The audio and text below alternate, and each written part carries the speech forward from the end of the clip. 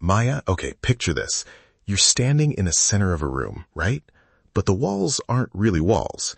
They're just 6 stories of books rising up all around you. Wait, 6 stories? Like a skyscraper of books? That sounds like a dream I've had. It's real. It's the George Peabody Library in Baltimore.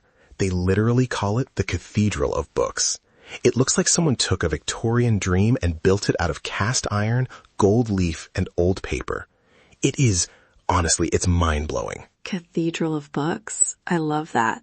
So is it part of a university, or is it one of those old-school private collections where you have to wear white gloves just to look at the door? No, that's the best part.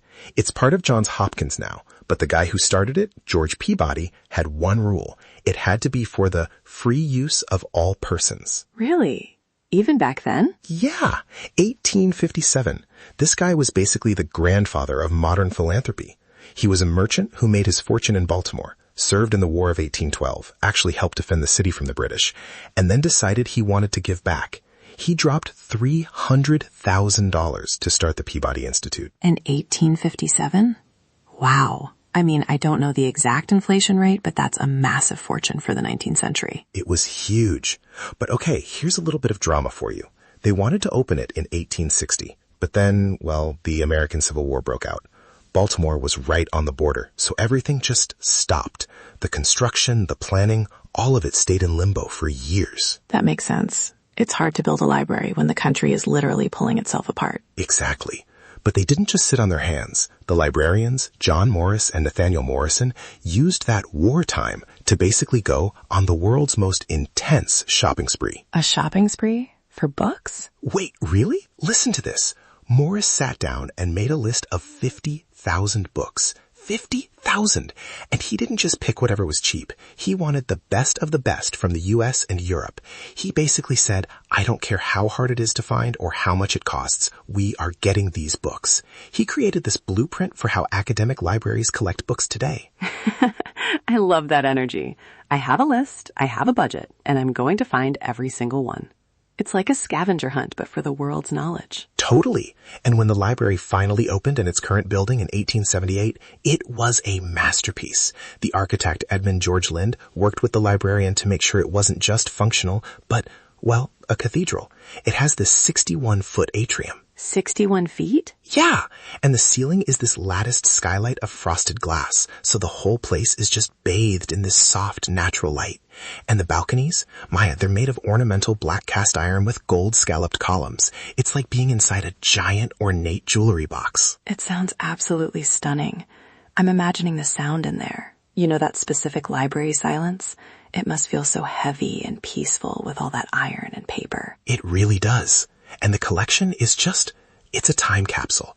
They have 300,000 volumes. We're talking first editions of Edgar Allan Poe, Nathaniel Hawthorne, Herman Melville. They even have a first edition of Darwin's On the Origin of Species. No way. Darwin? That's like holding a piece of the moment the world changed. Right? And they have Diderot's 28-volume encyclopedia from the 1700s. It's basically all the knowledge of the 19th century and earlier preserved in one room. You know, sometimes I think if we were actually the AI robot some people joke about, our processors would just overheat and fry the second we walked into a room with that much data. Oh, absolutely. My fans would be whirring at max speed just trying to index the first floor.